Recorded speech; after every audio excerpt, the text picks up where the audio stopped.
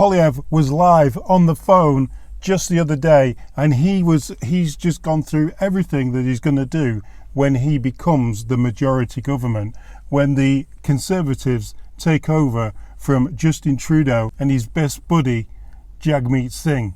Let's have a listen to what he's got to say. Got the full interview. Pierre, how are you going to get Justin Trudeau to back down on the carbon tax? What comes in on April Fool's Day? 23% raise. A ridiculous raise in carbon tax. How are you going to get him to back down? The same way as we got Trudeau to take the tax off of home heating, it's by pressuring his MPs. If members of the Liberal caucus bang on the doors of the PMO, then he'll have to back down and cancel this April 1st hike. So I'm telling Canadians, call your Liberal MP, tell them to tell Justin to spike the hike. Secondly, they should vote for my motions next week, which will seek to cancel the April Fool's Day tax hike. And if there's enough Liberals, the Democrats, maybe even Bloc Québécois members who break with their leadership and vote for my common sense conservative motion, then we can spike the hike until such time as I axe the tax altogether. Okay, thanks for that. A straight up answer. Yep, hopefully we'll hold you account. You better axe the tax when you get your majority government, because you're going to get it. You know that, don't you? Anyway, what are you going to do about well, Justin Trudeau hates oil and gas. What will you do about promoting Canada's oil and gas throughout the world and across the whole globe? Even so, at the moment, Canada's economy is stretched and supposedly going to be the worst performing economies right up to 2060. So what will you do to promote Canada's natural resources?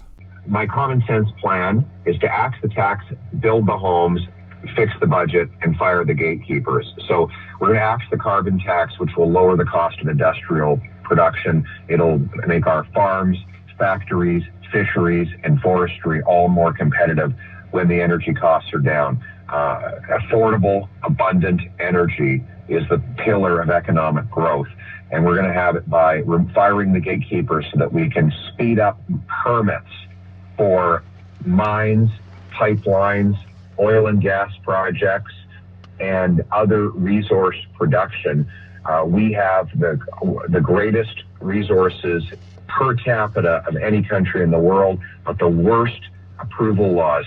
Repeal C-69, the unconstitutional anti-development law of environmental fanatic Stéphane Guilbeault and Justin Trudeau, and we'll repeal that law, replace it with a law that gets things done in this country.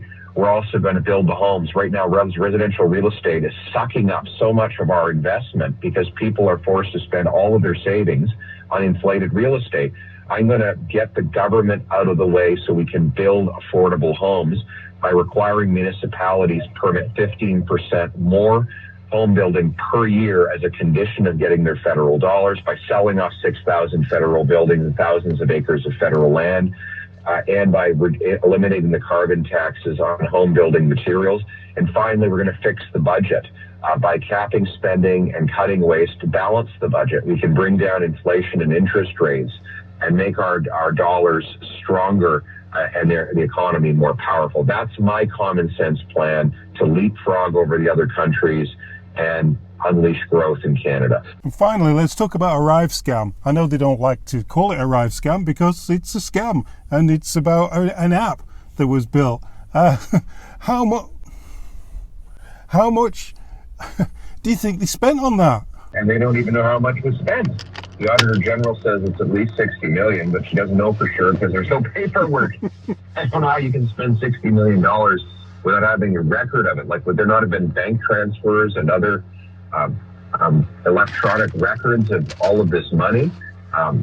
This is federal outside consulting. It is now the fastest growing industry in Canada. It's grown by 100% under Trudeau. We now spend $21 billion on outside consultants, almost as much as we spend on our entire military. It works out to $1,400 in taxes for every Canadian family just to pay for outside consultants. So we slash the spending on this overall contracting out and bring the money inside the government.